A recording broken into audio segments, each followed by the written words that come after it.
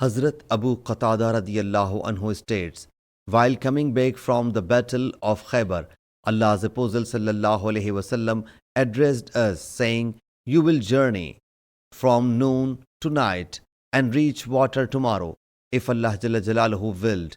The people kept traveling without paying attention to one another. Hazrat Abu Qatada radiyallahu anhu said, while Allah's Apostle sallallahu alaihi wasallam was journeying, the midnight approached, whereas I was beside him, and Allah's Apostle sallallahu alaihi wasallam started dozing.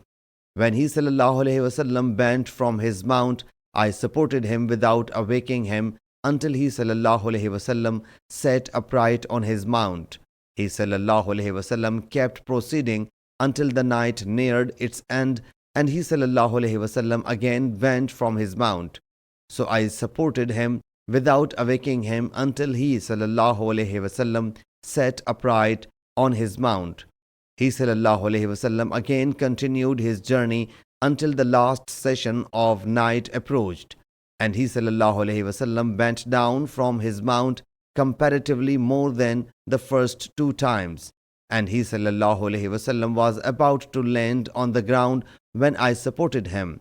He sallallahu alaihi wasallam raised his head and asked, "Who are you?" I submitted, "Abu Qatada." He sallallahu alaihi wasallam asked, "Since when have you been traveling with me?" I submitted, "I have been walking along with you in the same way throughout the night." He sallallahu alaihi wasallam said, "May Allah Jalla Jalaluhu protect you as you have watched over His Prophet." He sallallahu alaihi wasallam then said, "You see, we have gone off the people's sight," and then said, "Are you sighting anyone?" I submitted, "There is a rider." I then said, "There is another rider, even we 7 riders assembled." Allah's Apostle sallallahu alaihi wasallam got aside from the path, laid down his head and said, "You people should watch our Fajr prayer by remaining awake." Then Allah's Apostle sallallahu alaihi wasallam was first to awake, whereas the sun was right on his back. Then we also awoke disconcertingly. He sallallahu alaihi wasallam said, "Mount and depart from here." So we set off. When the sun had risen high, he sallallahu alaihi wasallam dismounted and called for the ablution vessel I had. There was some water in it. He sallallahu alaihi wasallam performed ablution from it, taking water for fewer times than the usual routine, and then said to Hazrat Abu Qatada radiyallahu anhu, "Mind this vessel. Soon there will be an astonishing news in it." Hazrat Bilal radiyallahu anhu then proclaimed the prayer call. Allah's Apostle sallallahu alaihi wasallam performed 2-unit prayer and led the companions in the morning prayer in the way he used to lead them ago. Allah's Apostle sallallahu alaihi wasallam then mounted, and we mounted along with him too.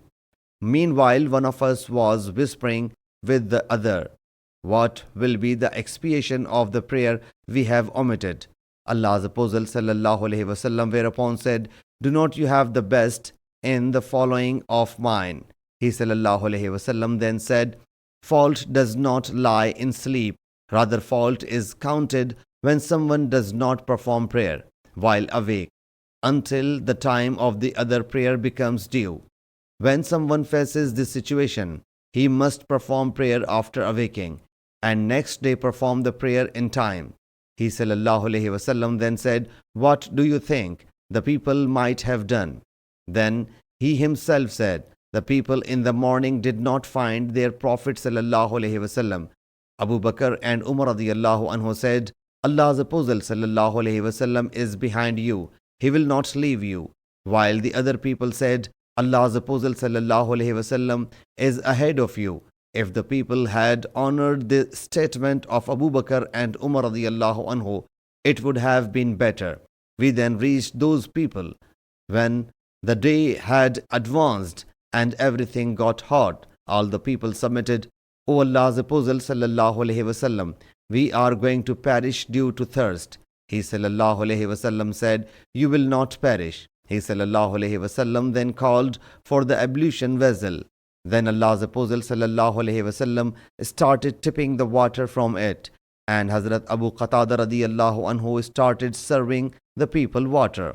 When the people saw that the water was only in one receptacle, they rushed towards it. He sallallahu alaihi wasallam thereupon said, "Drink water peacefully. All of you will get satiated." The people whereupon became calm. Allah's Apostle sallallahu alaihi wasallam continued pouring water and I serving it to the people till all of them reached satiety. And only I and Allah's Apostle sallallahu alaihi wasallam were left. Allah's Apostle sallallahu alaihi wasallam tipped the water and said to me, "Drink." I submitted, "O Allah's Apostle sallallahu alaihi wasallam, I will not drink water until you drink it." He sallallahu alaihi wasallam said, "He who serves the people water is the last one to drink."